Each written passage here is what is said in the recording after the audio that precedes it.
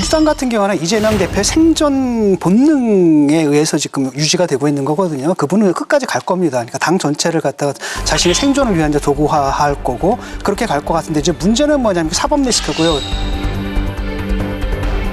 지금도 이낙연 대표가 딱 치고 나온 데는 배경이 된 게 김용 유죄 판결이라고 보거든요.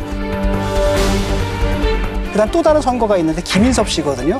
이분이 바로 뭐냐면 성남시청 안에는 이재명이 있고 바깥에는 김인섭이 있다. 이게 그 허가방이었거든요. 이 사람도 이제 판결이 곧 나옵니다. 그러니까 퍼즐들이 맞춰 나가는데 퍼즐들이 맞추잖아요. 퍼즐 딱 하면 빈 퍼즐의 모양이 딱 나오는 거예요.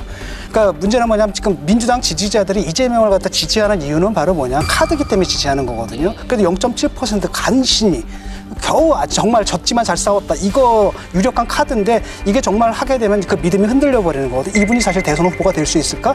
그 믿음이 훅 흔들릴 때 와르르 무너질 수밖에 없는 거예요. 거기인데 조금 민감한 사람들은 일찍 반응하는 거고 그다음에 또 하나는 뭐냐 위증교사죄. 이거는 총선 전에 판결이 나올 수도 있거든요. 이런 게 할 때마다 이재명 체제는 흔들릴 수밖에 없다는 거죠.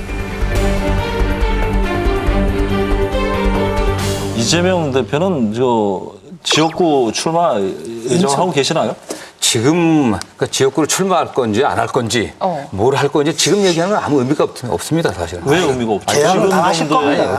제가 보기에는 지금 상황이 아니라 네. 어쨌든 선거 한 달 반 정도 또 2달 사이에 그 당시 어떤 여론이라든가 국면들 네. 또 공천이 이제 본격화됐을 때 그런 성과들을 보고서 그 민심의 흐름을 보고서 판단하는 문제지. 재판 상황도 좀 보고. 근데 이재명 대표가 다시 개항에 출마하는 건 좀 염치 없는 행동이에요, 사실은. 좀 다른 명분을 찾으셨으면 좋겠습니다. 왜냐하면 국민의힘은 지금 엄청 인적 쇄신 바람이 불고 있잖아요. 근데 민주당은 너무 조용해요, 상대적으로. 그래서 좀 민주당이 조용하니까 당의 지지율이 높아지고 있다. 이런 건 사실 슬픈 얘기잖아요. 저는 오히려 총선 시기가 너무 빨라지고 있기 때문에 오히려? 저는 조금 천천히 가야 된다는 생각입니다. 왜냐하면 선거 전략적으로 봤을 때 어떤 사건이 터졌을 때 그 영향력은 오래 가질 않거든요. 김기현 대표가 사퇴하고 또는 뭐 장제원 의원이 불출마 선언하고 이렇게 한다고 해도 그 역효과가 열을 넘어가지 않습니다. 그 역효과가 열을 넘어가지 않습니다. 그래도 지금 총선이 이제 공천을 앞두고 있는데 지금 중진들 중에 저기 불출마 선언하는 분이 6선의 박병석 의원인가 하고 우상호 의원이 4선인가 그럴 겁니다 아마. 그분하고 그 나머지 초선들은 홍성국 의원이라든가 이탄희 의원들은 개별적인 그 사정 때문에 불출마 선언한 거지.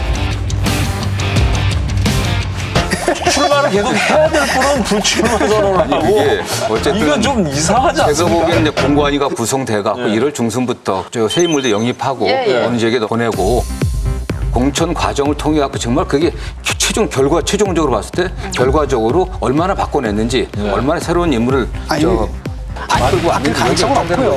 바뀔 가능성 자체가 없는 그거는 거고. 예. 만약 우리 진 교수님 말처럼 아무것도 안 바뀐다고 하면 그건 필패 아니겠습니까? 그렇죠. 필패죠. 아니 안 바뀌어도 민주당이 필패로 안 바뀌어도 저쪽에서 더 못하기 때문에 그거 이제 버티고 있는 건데 그렇지 바뀔 가능성은 없고 이 경향이 더 심해질 거라는 거죠. 더 강성으로 채워질 절대 거고 그렇지 더 친명수 체제로 가고 왜냐하면 지금 절대 그렇지 벌어지는 게 않고요. 당원도 개정이 그렇게 됐고 모든 게 지금 그렇게 가고 있는데 그걸 부정하시면은 대통령실 비슷해져요.